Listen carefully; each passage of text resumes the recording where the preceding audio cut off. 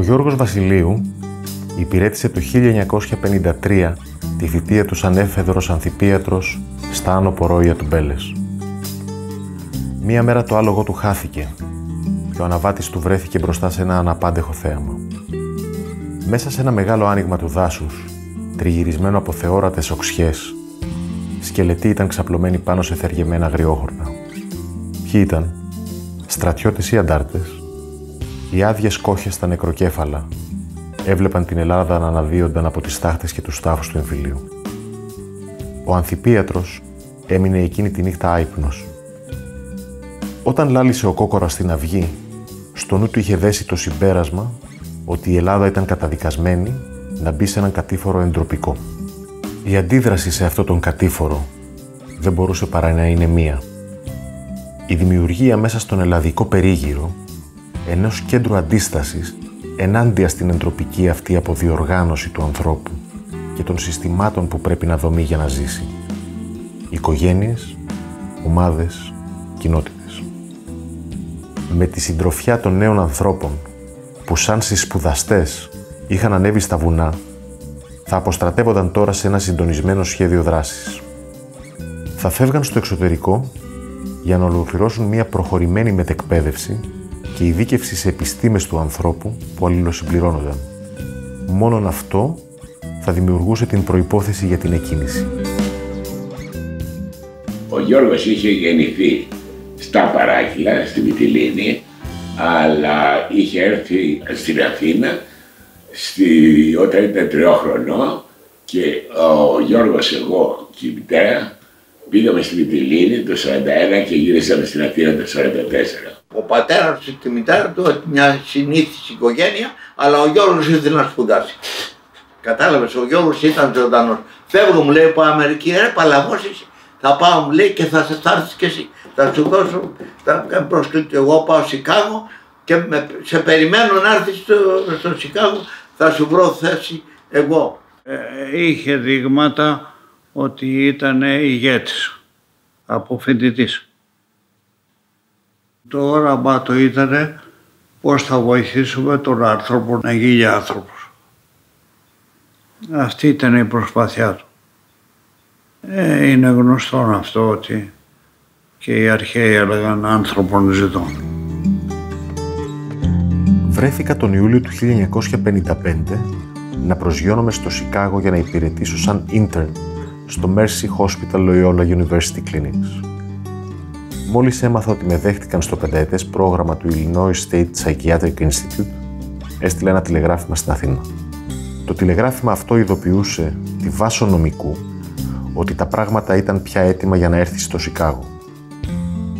Η συνέχεια του τι θα επακολουθούσε την άφιξή της στο νέο κόσμο ήταν γνωστή. Η ανάπτυξη μιας προσπάθειας που θα την αναλάμβαναν σαν σύντροφοι ζωής και συνεργάτες για την πραγματοποίηση του αρχικού σχεδίου που ανέτειλε στον Μπέλες. Η Βάσο θα ερχόταν για να ολοκληρώσει τις σπουδές της στην ψυχολογία. Έτσι μπήκαν δυνητικά τα θεμέλια της οικογένειας Βασιλείου και του Αθηναϊκού Κέντρου Μελέτης του Ανθρώπου.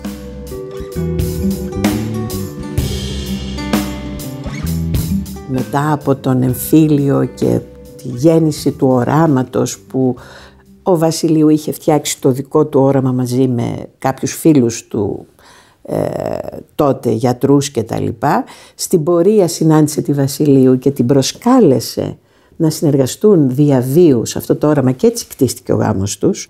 Δηλαδή ο γάμος τους κτίστηκε πάνω στη συνεργασία για το όραμα. Αυτό ήταν το συμβόλαιό τους.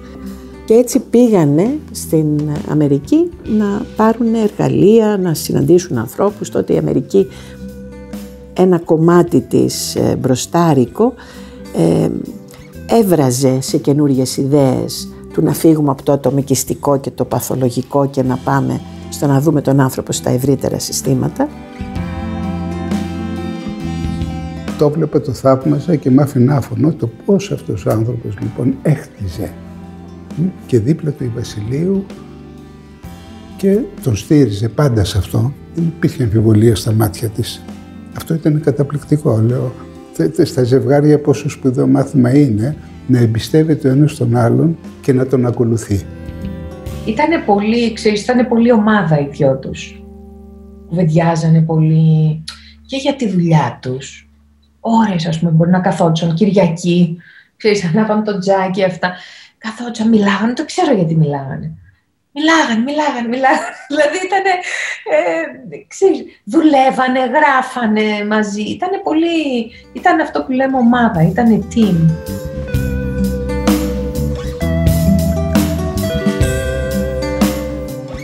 Ήμασταν στην Αμερική και η Λίλη ήταν στην κοιλίτσα της μάνας μας, στο πλοίο που πήραμε το Ολύμπια για να γυρίσουμε στην Ελλάδα. Και γεννήθηκε η Λίλη το 1962, τα άλλα δύο γεννήθηκαν στην Ελλάδα, εγώ έχω γεννηθεί στην Αμερική. Γεννήθηκα εγώ, γεννήθηκε η Αλεξάνδρα. Εκείνη τη χρονιά φτιάξανε το Ινστιτούτο, τότε το λέγανε, το Αθηναϊκό Ινστιτούτο του Ανθρώπου. Είχανε και, in a way, πολλά καλά και ευτυχία και χαρά, γιατί ήτανε και κάνανε αυτά που θέλανε, και ταυτόχρονα μεγάλες αντιξότητες με τις οποίες παλεύανε. Ο πατέρας μου εκδήλωσε την πολλαπλή σκλήρυνση λίγους μήνες μετά που γεννήθηκα. Τον Αύγουστο το 1963 είχε τα πρώτα συμπτώματα και οι γιατροί του λέγανε σε 5 χρόνια πεθαίνεις. Και πίσω και είπε πρώτα θα πεθάνετε εσείς και μετά εγώ. Όπερ και γένετο. Σωματικά ήταν αδύνατος. Είχε προβλήματα να σταθεί όρθιος. Με το καροτσάκι το πηγαίναμε. Αλλά νοητικά ο Γιώργος ήταν ξηράφι. Και εγώ πήγαινα και τον έβλεπα γιατί τον αγαπούσα πολύ. Και πήγαινε εκεί να τον παρηγορήσεις και έφευγες παρηγορημένος. Ήταν μεγάλος άνθρωπος. Είχε πολύ χρόνο στραμμένος προς τα μέσα.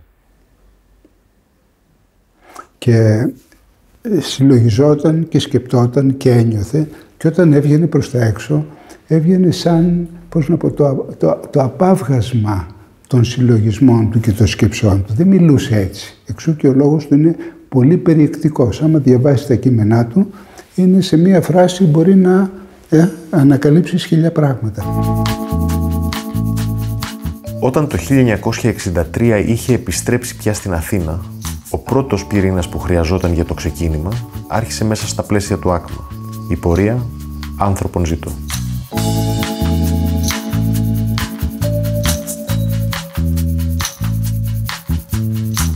Όταν δημιουργήθηκε το ΑΚΜΑ στη δεκαετία του 60, ήταν πολύ δύσκολες οι συνθήκες την εποχή εκείνη, μετά από ένα εμφύλιο σπαραγμό που ερχόταν η Ελλάδα, δεκαετία του 60, κάποιοι άνθρωποι φωτισμένοι, Βασιλείου και άλλοι συνδημιουργοί, δημιουργήσαν αυτόν τον οργανισμό. Έτσι είμαι λοιπόν παρευτυχής που ανήκω στην οικογένεια του ΑΚΜΑ. Ένα από τα πρώτα πράγματα που είπαν οι Βασιλείου τότε, όταν του λέγαν του Βασιλείου και πώς θα το κάνεις αυτό το όραμα πραγματικότητα, λέει με τους συνεργάτες. Και πού θα τους βρεις τους συνεργάτες? Θα τους φτιάξω. Κάλεσε μερικούς φίλους και γνωστούς και ιδρύσαμε το ΕΠΕΑΣ. Πιστεύαμε ότι κάτι καινούριο θέλει να κάνει, κάτι θέλει να φέρει και εδώ στην Ελλάδα, και μας έπεσε να γίνουμε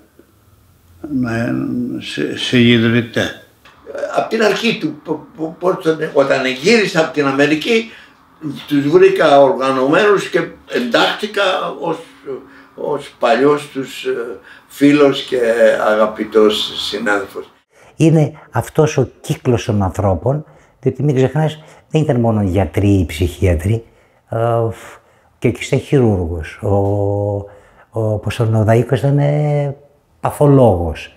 Υπήρχαν άλλοι που ήταν οικονομολόγοι, ήταν νομικοί. Δηλαδή ένας ευρύτερος κύκλος ανθρώπων που πλαισίωσε και πίστεψε αυτό το έργο και βοήθησε. Έλεγε Βάσο η Βασιλείου ότι όταν οι άνθρωποι που συμμετείχαν στην ΕΠΕΑΣ ανησυχούσαν για το πώς πάνε τα πράγματα στην κοινωνία και πώς είναι οι νέοι άνθρωποι και τα λοιπά, έλεγε όταν εσείς ανησυχείτε, εγώ είμαι πιο ήσυχη. Άρα κάπως υπήρχε αυτή η έγνοια μέσα στην ΕΠΕΑΣ. Πώς δηλαδή θα ανταποκριθούμε σε αυτές τις ανάγκες με έναν τρόπο που να συνδέονται οι άνθρωποι. Είχαν ένα προορισμό. Αυτό ήταν καταπληκτικό. Δηλαδή ο Βασιλείου από τα απορρόια είχε φτιάξει μέσα στο μυαλό του το τι ήθελε να κάνει στη ζωή του. Το μοιράστηκε με τη Βασιλείου και το βάλανε και δυο μπροστά και τελειώσαν τη ζωή τους πάνω σε αυτό. Αυτό ήταν συγκλονιστικό. Εγώ δεν το είχα δει. Δεν το είχα ξαναζήσει και δεν ξέρω και αν θα το ξαναζήσω. Και οι αρχές τους. Λέω, κοίταξε να δεις, υπάρχει η ΕΠΕΑΣ. Τι είναι? Εταιρεία Προαγωγής Ανθρωπίνων Σχέσεων. Υπάρχει το ΑΚΜΑ, Αθηναϊκό Κέντρο Μελέτης του Ανθρώπου. Υπάρχει ο λογότυπος «Άνθρωπο ζητώ». Υπήρχε μία φράση που μας έλεγε ο Βασιλείου, δεν ξέρω ποιος αρχαίος την είχε πει, «Άμα άνθρωπος, άμα μέλος ομάδας». Δηλαδή, όπου και να κοιτάξεις το ΑΚΜΑ, υπάρχει λέξη άνθρωπος. Και όπου και να κοιτάξεις, υπάρχει σχέση. Σε μία εποχή που αυτά τα πράγματα δεν ακουγόντουσαν. Αθηναϊκό Κέντρο Μελέτης του Ανθρώπου. Δεν βάλανε θεραπείες του ανθρώπου. Το πρόσεξες. Που έχει μεγάλη διαφορά. Αυτό που σου είπα. Μελέτη είσαι. Πριν αρχίσω να σε θεραπεύσω, πρέπει να καταλάβω τι έχεις. Δεν βλέπαμε τον άρρωστο έχει στομάχι. Πάπ τη συνταγή και φύγε.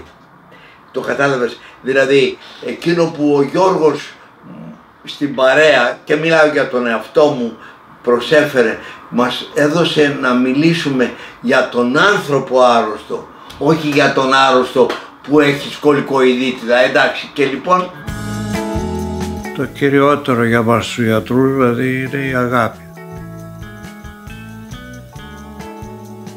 Να μην τον θεωρούμε αντιχήμερο.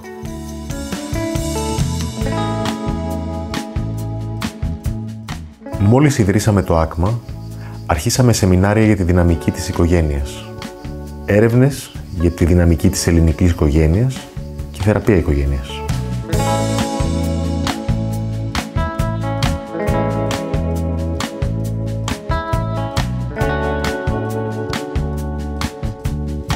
Από πάντα το ΑΚΜΑ είχε μέσα στην οπτική του την έννοια ομάδα, την έννοια οικογένεια, την έννοια πολιτισμικό πλαίσιο. Ήταν το boundering σαν έννοια, το οριοθετήστε ήταν πολύ κεντρικό τότε στην συζήτηση την επιστημονική. Το οριοθετήστε όπως ήταν κεντρικό και το commitment, η δέσμευση. Καταρχάς η δέσμευση ήμασταν από το πρωί μέχρι το βράδυ μέσα στο ΑΚΜΑ. Ήμασταν κοντά στο Βασιλείο να γράφουμε γράμματα σε όλο τον κόσμο. Απ' την άλλη μεριά είμαστε δίπλα τους στην ομάδα και μετά πίσω από τον καθρέφτη στην οικογένεια, και την ίδια στιγμή όταν μετακομίσανε το ΑΚΜΑ και πήγε στο Φάληρο, ήμασταν από το πρωί μέχρι το βράδυ και φτιάχναμε τις μπογιές απάνω στα τζάμια και βάφαμε. Ήταν τέτοια η δέσμευση. Δεν είχαμε μόνο το Βασιλείο και τη Βασιλείου, είχαμε και τη σχέση τους. Γιατί η σχέση τους είναι αυτό που πολλαπλασίαζε τα πράγματα. Οπότε και εμείς μάθαμε ότι μέσα από τις σχέσεις μας και τις ομάδες που φτιάχνουμε θα πολλαπλασιάζουμε το δυναμικό μας. Μάθαμε την έννοια της συνεξέλιξης. Η σχέση με τους Βασιλείου ήταν μια σχέση πολύ φροντιστική. Έτσι την βίωσα εγώ τουλάχιστον, με πολύ φροντίδα, πολύ νιάξιμο, ανθρώπινο νιάξιμο, πάνω απ' όλα αυτό. Και επιπλέον, σαφώς επειδή εκεί ήμουνα για να εκπαιδευτώ, δεν ήμασταν εκεί για να κάνουμε, δεν πήγα εκεί για να κάνω σχέση, πήγα για να εκπαιδευτώ, τους ένοιαζε πολύ και πώς θα προχωρήσω την εκπαίδευσή μου και πώς επαγγελματικά θα σταθώ σαν επαγγελματίας στα πράγματα που με ενδιαφέρανε να κάνω. Ο κύριος Βασιλείου μπορεί να δούλευε σε ένα επίπεδο, η κυρία Βασιλείου εξηγούσε. μας εκπαίδευε, ας πούμε, μόταμο, τι γίνεται, τώρα τι κάνατε, γιατί το κάναμε αυτό, πώς το κάναμε αυτό. Και ήταν με πάρα πολύ σεβασμό για όλους μας η δασκάλα. Χρειάστηκε να περάσει μια δεκαετία από θεωρητικές και εφαρμοσμένες προσπάθειες που θα μας βοηθούσαν να καταλήξουμε με βεβαιότητα στο συμπέρασμα ότι μόνον μέσα από τη διεργασία ομάδας το άτομο εξατομικεύεται και ανελύσσεται σε φίλο του εαυτού του και γι' αυτό φίλο των φίλων του και ολοκληρώνεται έτσι η εξανθρώπισή του.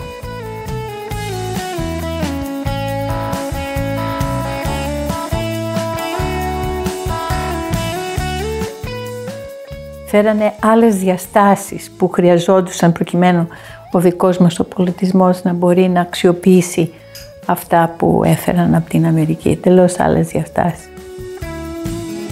Ήταν το πρώτο κέντρο στην Ευρώπη συστημικής ψυχοθεραπείας οικογένειας και ομάδας και δουλειάς με την κοινότητα. Διψάγαμε σαν εργαζόμενοι σε δύσκολες δομές, ενώ ιδρύαμε νέες δομές, να παντρέψουμε το άτομο. Μόνο άτομα υπήρχε για πολλά χρόνια στις ψυχολογικές θεωρίες, με το ζευγάρι, την οικογένεια, την ομάδα και την κοινότητα. Οπότε έφερε τη συστημική προσέγγιση μέσα στην εκπαίδευση των ψυχολόγων, που τότε δεν υπήρχε και σχολή ψυχολογίας στην Ελλάδα, οπότε οι ψυχολόγοι βγαίναμε από το κολέγιο, από το Ντουρί. Και το επαναστατικό ήταν ότι έβλεπε τον άνθρωπο σαν όλον. Διασφάλιζε από το καλημέρα της ίδρυσής του το πολυεπίπεδο. Αυτό νομίζω δεν πάψαμε ποτέ διαχρονικά στα 60 χρόνια να το υπογραμμίζουμε, τονίζουμε στις θεραπείες, στις εκπαιδεύσεις, στις έρευνες, παντού. Η συστημική επιστημολογία είναι μία προσέγγιση που ήρθε να συμπληρώσει αυτά που λένε οι άλλες σχολές και οι άλλες θεωρίες, χωρίς να γίνεται θεωρία, δηλαδή κλειστό σύστημα, να είναι μια ανοιχτή επιστημολογία που μπορεί να συνδέει, να συνθέτει, να συμπεριλαμβάνει άλλες θεωρίες, άλλες μεθόδους, άλλες τεχνικές, άλλων σχολών, άλλων μεθοδολογικών θεωρητικών προσεγγίσεων και να μην είμαστε δογματικοί. Παρουσιάζοντας την ιστορία του ΆΚΜΑ, θα είχε να αναλύσει κανείς την ατομική συμβουλή του καθενός από αυτούς τους ανθρώπους που το ξεκίνησαν και του καθενός από εκείνους τους ανθρώπους που το πλαισίωσαν. Το όλον είναι κάτι παραπάνω από τα μέρη που το συναποτελούν και μέσα σε αυτό δεν χωρεί καμία κατάτμιση σε ατομικές συμβολές.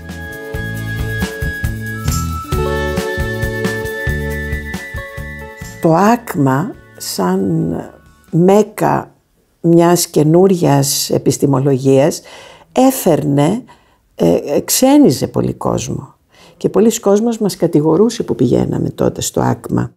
Τότε όποιος έλεγε ότι υπάρχει κοινωνική πλευρά, κοινωνικο-οικονομικές διεργασίες που καθορίζουν τον άνθρωπο ως σύστημα, αυτό από μόνο του είναι μια επαναστατική αρχή. Δεν είναι όλο εσωτερικές διεργασίες. Κάθε χρόνο διαφορετικά πράγματα, διαφορετικές εστιάσεις, ταξίδια, άνθρωποι πάνε, έρχονται, παραγωγή πληροφορίες, παραγωγή γνώσης. Αυτό που βγάλει η έρευνα αυτή, η επόμενη το συμπληρώνει, το διαφοροποιεί με αυτόν τον τρόπο. Τίποτα δεν ήταν στατικό. Ο Βασιλείου ήταν σπουδαίος στρατηγός. Είχε στρατηγική. Το πνεύμα του πάντοτε ήταν διεθνικό, δηλαδή να είναι διαπολιτισμικό και διαεπιστημονικό, να μπορεί να μιλάει με πολλές επιστήμες και πολλούς λαούς διαφορετικούς. Επομένως απευθύνθηκε και το newsletter γραφόταν στα αγγλικά και διοχετεύεται τότε με τον πολύγραφο και με mail και αυτά, όχι η τεχνολογία δεν υπήρχε, σε όλο τον κόσμο. Συνδέστηκε με πολύ σημαντικά Ινστιτούτα, όλα του Άκερμαν, το Ινστιτούτο, το Πάλο Άλτο, όλους του Φούξ και το Τάβιστοκ εδώ στη Γερμανία με άλλα που είναι πάρα πολλά, αυτά μόνο με χαρτί και μολύβι μπορούμε να τα παριθμίσουμε. Το 1974 φέραμε όλους τους κουλτούρες ανά τον κόσμο στην Αθήνα και οργανώσαμε αυτό το συνέδριο για την κοινωνική ψυχιατρική που ήμασταν μέσα σε όλα και ενώ ήμασταν 20-21 χρονών ας πούμε. Αυτό ήταν συναρπαστικό, μάθαμε πολλά, φτιάξαμε σχέσεις με ανθρώπους που διαβάζαμε στα βιβλία. Έγινε εκείνο το Δελφικό, το περίφημο το 1985, το συμπόσιο το Δελφικό, στο οποίο ακολούθησα και εγώ. Αυτό έγινε στο Ίδρυμα στο Ευγενίδιο και με μία μέρα στους Δελφούς. Έτσι ολοκληρωνόταν στους Δελφούς και γι' αυτό το λέγανε και Δελφικό Συμπόσιο με πολλούς καλεσμένους. Έκανε νόημα ιδιαίτερα η δουλειά που είχαν κάνει οι Βασιλείου για τον υποκειμενικό πολιτισμό σε όλες αυτές τις χώρες, ιδιαίτερα στα Βαλκάνια. Οπότε πηγαίνοντας στα Βαλκάνια και μοιραζόμενοι αυτά τα δεδομένα και την προσέγγιση αυτή τη συστημική που ήταν πολύ context oriented, δηλαδή πολύ με το πλαίσιο μέσα στο οποίο κάνουμε θεραπεία και εκπαίδευση, έβλεπες να έχουν μία ανάταση.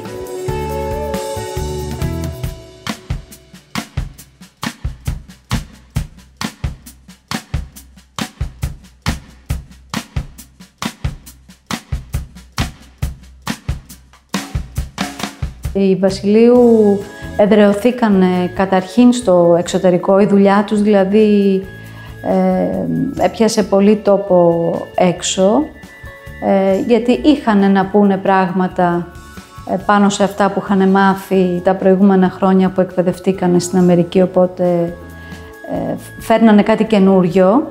Το καινούριο το είχαν και το είχαν καλλιεργημένο. Το έδαφος προς καλλιέργεια δεν ήταν ακόμα έτοιμο. Ο Βασιλείου ήταν πρόεδρος της Μεσογειακής Εταιρείας Κοινωνικής Ψυχιατρικής, με τις οποίες μας ενέπλεξε μετά, της Παγκόσμιας Εταιρείας Κοινωνικής Ψυχιατρικής, εκπαίδευε Βαλκάνιους από τις χώρες του λεγόμενου τότε υπαρκτού σοσιαλισμού. Άρα ήταν να έρθει κάτι στην Ελλάδα. Άνοιξε ο χώρος ψυχικής υγείας. 84 πήγα, το 89 έφτιαξα την πρώτη μονάδα συστημική ψυχοθεραπείων σε Γενικό Νοσοκομείο στην Αθήνα. 3 κοινωνικοί λειτουργοί και 4 ειδικευόμενοι ερχόντουσαν στο ΑΚΜΑ και εκπαιδευόντουσαν. Το ίδιο κάνανε και οι άλλοι που ερχόντουσαν στο ΑΚΜΑ και εκπαιδευόντουσαν. Στείνανε μονάδες αντίστοιχα. Μπορεί να δει κανείς μέσα στα χρόνια πώς, ας πούμε, την περίοδο που αναπτύσσονταν το ΚΕΘΕΑ, το ΑΚΜΑ είχε πολλούς εκπαιδευόμενους ψυχοθεραπευτές του ΚΕΘΕΑ. Όταν αναπτύσσονταν ο ΟΚΑΝΑ, επίσης είχε ανθρώπους που δούλευαν στον ΟΚΑΝΑ. Έγινε το πρόγραμμα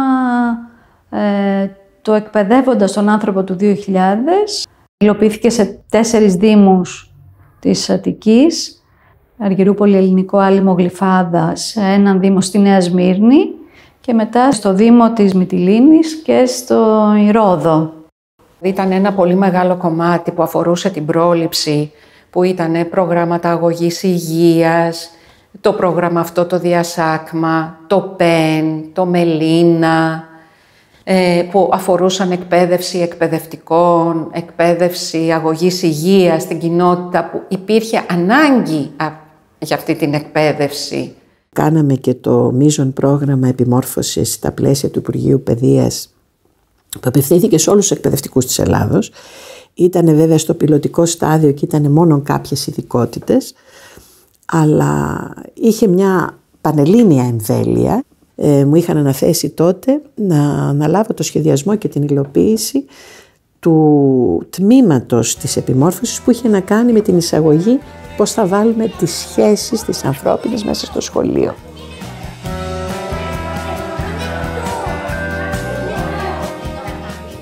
Το ΑΚΜΑ ακολουθεί και μια,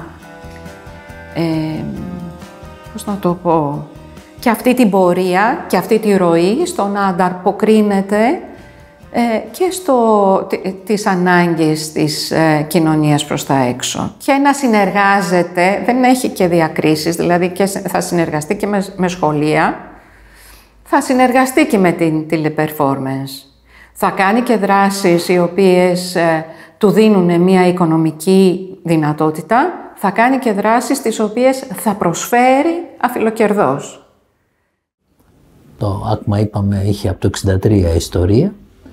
Μπήκαμε κι εμείς η γενιά του 80 με πάθος. Αναλάβαμε 30 ψυχολόγους να εκπαιδεύουμε βιωματικά. Έφυγε η ευθύνη από τα χέρια των Βασιλείου, πέρασε στη δική μας γενιά σιγά σιγά. Δημιουργήθηκε η ΣΕΟ, η πρώτη πεντάδα, που οι Βασιλείου θέλανε να παραδώσουν τις ευθύνες στο ηγίστε. Η πρώτη πεντάδα ήταν ο Πέτρος ο Πολυχρόνης, ο Διονύσος Σακάς, η Κυριακή Πολυχρόνη, η Μινέτο Δούλου και ο Γιώργος ο Γουρνάς. Και η πεντάδα αυτή ανέλαβε να συνεχίσει το έργο του ΑΚΜΑ και να το εξελίξουν όπως εκείνοι το καταλαβαίνανε, το αντιλαμβανόντουσαν. Το 2001 πέθανε ο Γιώργος ο Βασιλείου, το 2007 η Βάσο η Βασιλείου. Μέσα σε αυτή την πενταετία κάπως οι διεργασίες γινόντουσαν και ετοιμάστηκε το πέρασμα της δουλειάς του ΑΚΜΑ στην συντονιστική επιστημονική ομάδα, τη ΣΕΟ όπως τη λέμε. Και το 2007 που πέθανε η Βάσο η Βασιλείου, ανέλαβε πια και επίσημα την διεύθυνση του ΑΚΜΑ ο Πέτρος ο Πολυχρόνης. Πριν από αυτή την αλλαγή είχε παίξει ρόλο σημαντικό το ότι ο κ. Βασιλείου είχε αρχίσει και αποσυρώταν αρκετά, γιατί είχε πολύ περισσότερο αρρωστήσει, σταματήσανε τα ταξίδια στο εξωτερικό. Ήτανε δύσκολο και για την κυρία Βασιλείου, πιστεύω. Η κυρία Βασιλείου για μένα, η Βάσο Βασιλείου, ουσιαστικά ήταν πάντα παρόν και εμείς την είδαμε λίγες μέρες μετά το θάνατο του Γιώργου του Βασιλείου. Ήρθε στο συστημικό, ήταν 3, 4, 5 μέρες και μας είπε η κυρία Βασιλείου, είμαι εδώ γιατί το ΑΚΜΑ είναι και δικό μου όραμα. Και κάπως αυτό ήταν πολύ σημαντικό για όλους μας αυτή η δήλωση και η συνέχεια. Ήταν όντως και δικό της όραμα.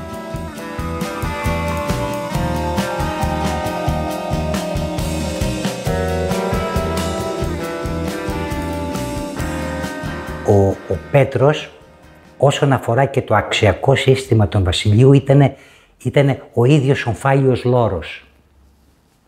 Ήταν η απόλυτη συνέχεια. Ο Πέτρος ήταν η απόλυτη συνέχεια των Βασιλείου στο ΑΚΜΑ. Με νέους προβληματισμούς, με εμπλουτισμό της προβληματικής του ΑΚΜΑ, γιατί κάθε νεοπρόσωπο που έρχεται έχει και θα λέγαμε τους δικούς του προβληματισμούς, τις δικές του ανησυχίες, προσαρμοσμένες, βλέπει γύρω, έχει ανοιχτά, γιατί ο Πέτρος είχε ανοιχτές κεραίες. Έβλεπε τι συμβαίνει γύρω, τις ανησυχίες και τις αγωνίες του κόσμου και προσάρμοζε θα λέγαμε την πολιτική, εντός εισαγωγικών, τη θεραπευτική του Ινστιτούτου στις ανάγκες της εποχής. Εγώ τους συνάντησα το 1974. Πήγα στους Βασιλείου γιατί ήμουνα σε ένα αδιέξοδο. Ποιο ήταν το αδιέξοδο? Τότε η Ελλάδα έβγαινε από μια 7χρονη καταπίεση. Εγώ, όπως όλοι οι φοιτητές εκείνης της εποχής, ήμουν φοιτητής ακόμα, ήθελα να συμμετέχω στις προσπάθειες να αλλάξουμε τον κόσμο.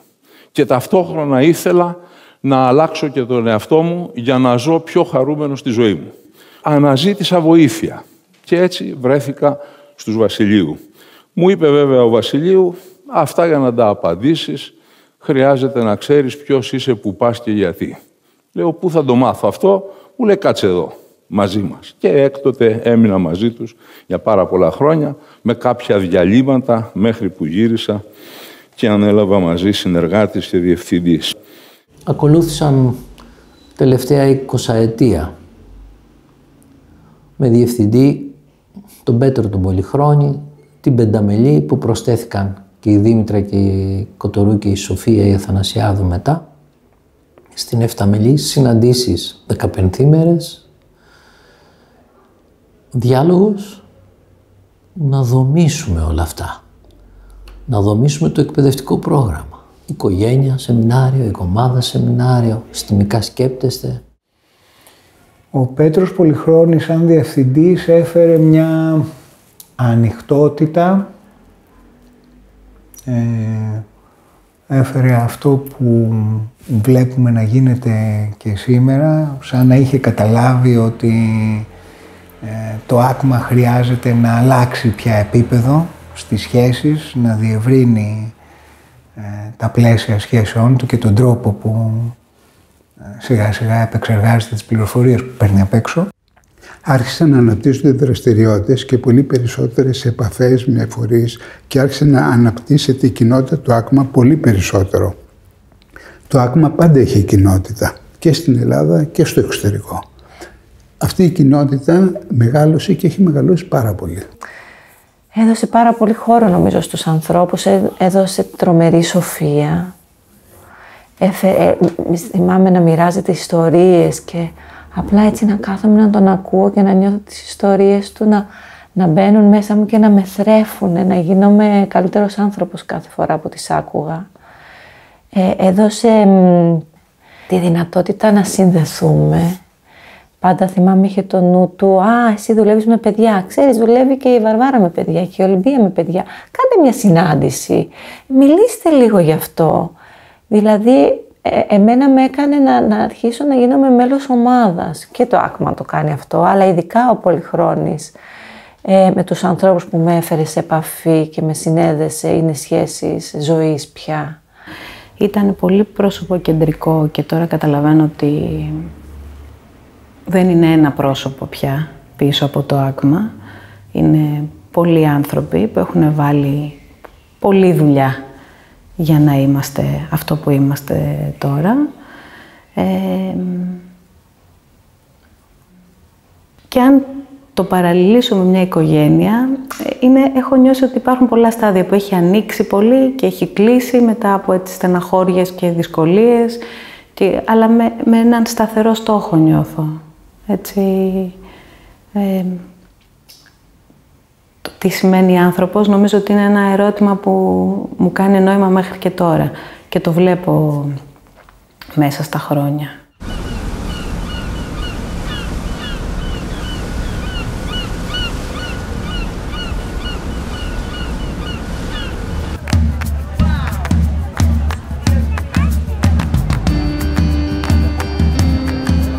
Ο κύριος Πολυχρόνης έλεγε συνέχεια ότι το ΆΚΜΑ χρειάζεται να ανοίξει, να γίνει ένα πολυπυρηνικό δίκτυο, να φύγουμε. Δεν χρειάζεται να έχουμε ένα κέντρο και εκεί να γυρίζουμε όλοι.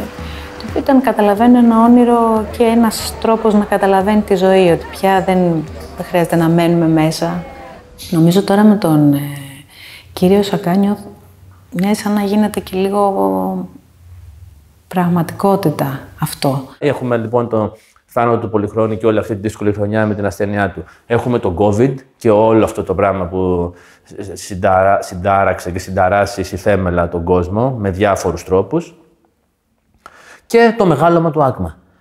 Είναι πάλι δηλαδή αυτά τα τρία βασικά πράγματα, νομίζω, έρχεται μέσα σε αυτό ο Διονύσιος Σακάς να προσπαθήσει και να κρατήσει πράγματα και να πάει το ΆΚΜΑ λίγο παρακάτω. Είναι μια καινούργια φάση. Το δύσκολο είναι, φαντάζομαι, και για τον ίδιο, εντάξει, ότι ήρθε μέσα από μια διαδικασία πένθους να αναλάβει. Δηλαδή, πέρα από τίποτε άλλο, έχασε και ένα φίλο του και βρέθηκε να αναλάβει, να πάρει τη σκητάλη. Διαφορετικό, ας πούμε, από ότι φαντάζομαι όταν το έκανε αυτό ο Πολυχρόνης από τους δασκάλους του. από το να το κάνει ο Σακάς, από έναν ομότιμο και φίλο. Και ο κύριος Πολυχρόνης στη μετάβαση αυτή, αυτό το χρόνο, νομίζω ήταν, εγώ μετά το συνειδητοποίησα, ήταν απίστευτο πώς είχε φροντίσει το κάθε post, το κάθε ρόλος, πού θα πάει, το να μην μείνει κάτι χωρίς να έχει φροντιστεί. Θυμάμαι με είχε πάρει η κυρία Πολυχρόνη μέσα από το νοσοκομείο το τελευταίο καιρό, επειδή είχε μείνει μια εκκρεμότητα με τις ομάδες των παιδιών και το είχε έννοια. Εκτιμώ πάρα πολύ την προσπάθεια που κάνει ο Διονύσης ο Σακάς.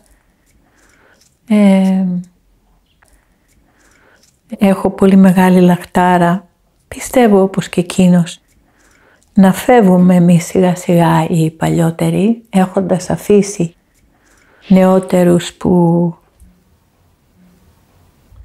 μπορούν να συνεχίσουν το έργο με ένα δικό τους τρόπο που ταιριάζει στο σήμερα. Τώρα η ΣΕΟ αποτελείται, απαρτίζεται, όπως θέλεις πες το, με τη διεύθυνση του Διονύση Σακά, από τους 4, πάλι λάθος, είδες, έχω πάντα την έννοια του Πέτρου του Πολυχρόνη. Από τους 4, δηλαδή από τον Γιώργο το Γουρνά, τον Διονύση Σακά, τη Μίνα το Δούλο και την Κυριακή την Πολυχρόνη. Είμαστε εγώ, η Σοφία η Αθανασιάδου και από φέτος είναι μαζί μας και ο Βασίλης ο Χαραλαμπόπουλος. Στα χρόνια της ζωής του ΑΚΜΑ, διάφοροι άνθρωποι συνέβαλαν στο έργο του. Μία από αυτούς ήταν η Βέτα Ιγάκου, η οποία μέσα από τη δουλειά της με το παιδί συνεισέφερε στη θεραπεία οικογένειας. Ήταν και στενή συνεργάτης του Πέτρου του Πολυχρόνη. Επίσης η Φόφη Μουστάκα, η οποία ανέλαβε από τη Βάσο τη Βασιλείου το Σεμινάριο Μητέρων, που είναι ένα από τα πρώτα σεμινάρια που έκανε το ΑΚΜΑ όταν ξεκίνησε. Και το συνέχισε η Φόφη Μουστάκα και συνεχίζεται μέχρι σήμερα από την Ολυμπία την Καστανιά. Βλέπω μια προσαρμοστικότητα στην κάθε εποχή. Άλλο είναι το ΑΚΜΑ και άλλα είναι τα προβλήματα που είχε τη δεκαετία του 60, γιατί και η κοινωνία έξω είχε άλλα προβλήματα, άλλα τη δεκαετία του 70 και του 80, και άλλο το 2000, έτσι και πιο το 2020. Και βλέπεις κάθε φορά ανοίγεται σε τομείς και προσπαθεί να θεραπεύσει προβλήματα και αγωνίες και αιτούμενα κάθε εποχής. Το ότι δεν θα είναι αυτό το πράγμα στρωμένο έτσι πανεύκολη αυτή η πορεία, το θεωρώ δεδομένο και δεν το θεωρώ και κακό. Δύσκολο θα είναι, όλοι θα δυσκολευτούμε και δυσκολευόμαστε με τις μεταβάσεις, αλλά πώς αλλιώς. Καταλαβαίνω ότι η πρόκληση είναι το πώς θα έχουμε σχέσεις μεταξύ μας. Ότι πώς σε λίγο δεν θα είμαστε και οι άνθρωποι που κάπως αποτελούμε έναν πρώτο πυρήνα άγνωστοι μεταξύ μας, γιατί αυτό δεν θα μπορούσε εύκολα να δουλέψει. Αλλά αυτή είναι η πρόκληση που έχουμε. Είναι πιο επίκαιρο από ποτέ να ξανααπαντήσουμε το ερώτημα τι είναι άνθρωπος. Και αυτό νομίζω ότι χρειάζεται δουλειά. Το τι είναι άνθρωπος και τι σημαίνει άνθρωπος σήμερα. Σκέφτομαι ότι ένα από τα πράγματα που έλεγαν και οι Βασιλείου, πολύ λογικά και το λέγανε και το λέμε και στο επάγγελμά μας γενικότερα και το λέμε και στο ΑΚΜΑ, ότι ο άνθρωπος χρειάζεται να είναι στο κέντρο, στη μέση. Ο άνθρωπος, όχι η καρέκλα, όχι ο ρόλος, όχι να σκύψουμε να είμαστε κοντά στον άνθρωπο. Νομίζω ότι πια αυτή η εποχή, όσο και να ακούγεται περίεργο, έχει τελειώσει. Δεν μπορεί να είναι ο άνθρωπος στο κέντρο. Χρειάζεται να είναι ο άνθρωπος και όλα τα υπόλοιπα ζωντανά και ο κόσμος και οι σχέσεις του ανθρώπου με όλα αυτά. Λέω ακόμα και η παραδοχή, δεν αμφισβητώ αυτό που λέγανε οι προηγούμενοι άνθρωποι σε καμία περίπτωση, αλλά λέω ότι ακόμα και η παραδοχή ότι δεν είμαστε πια στο κέντρο, δεν μπορούμε να είμαστε πια στο κέντρο, νομίζω ότι είναι σημαντικό να γίνει.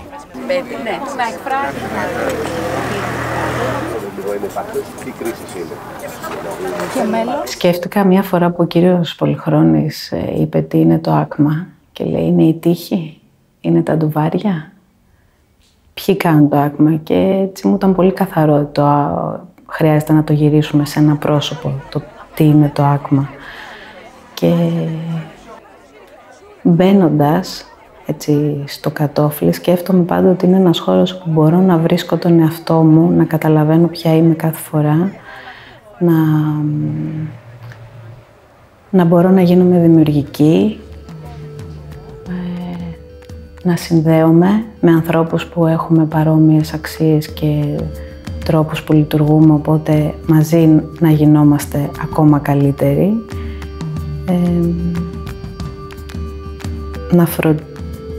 Να υπάρχει μια φροντίδα για το ποιοι είμαστε και για το τι θέλουμε να κάνουμε. Η ομάδα μας, έτσι βγάλαμε ένα όνειρο, ζωγραφίσαμε κιόλας. Εμείς είμαστε ένα δέντρο με ρίζες που έχουμε τη θάλασσα και εμείς είμαστε τα κλαδιά, τα λουλούδια, σύνδεση με τον ουρανό, με τον ήλιο. Μας αρέσει, είπαμε, η ανοιχτότητα, η εξωστρέφεια, εντός και εκτός,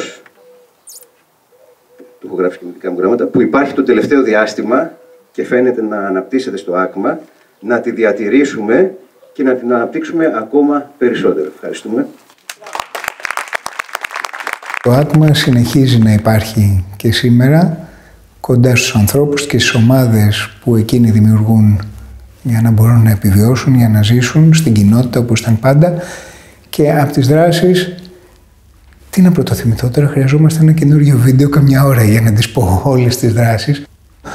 Το καρδιά και νους, η συνεργασία με το process work, με το σώμα, με την επίλυση συγκρούσεων, το προσφυγικό, όπως αναδύεται συνεχώς μέσα από τους καινούριους πολέμους που γίνονται και τις ανάγκες των ανθρώπων εκεί. Το go deep, η σύνδεση δηλαδή μέσα από το παιχνίδι με ανθρώπους από διαφορετικούς πολιτισμούς, το μαζί που φτιάχτηκε κατά τη διάρκεια της πανδημίας για να προσφέρει υπηρεσίες σε ανθρώπους που ήταν αποκλεισμένοι από τον έξω κόσμο, η προσφερόμενη θεραπεία, το POTH που υπάρχει εδώ και 10 χρόνια, το Πράδο και οι δράσεις του στην κοινότητα, σε σχολεία, σε κοινοτικές δομές κλπ.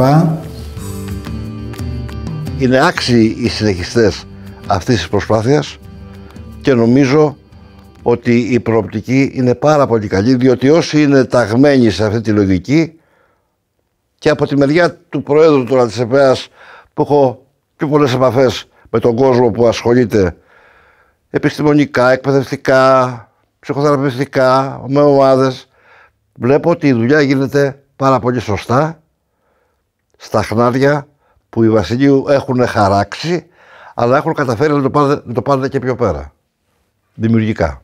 Θα φτιαχτεί, εξακολουθώ να το ελπίζω, ένας ωραίος πυρήνας, αυτό που λέμε πολυπυρηνικό δίκτυο, που είναι το όνειρο, ήταν και το όνειρο του Πέτρου, είναι και το όνειρο όλης της ομάδας μας, να χαιρετάμε και να φεύγουμε ξέροντας ότι αυτό το πολυπυρηνικό δίκτυο συνεχίζεται.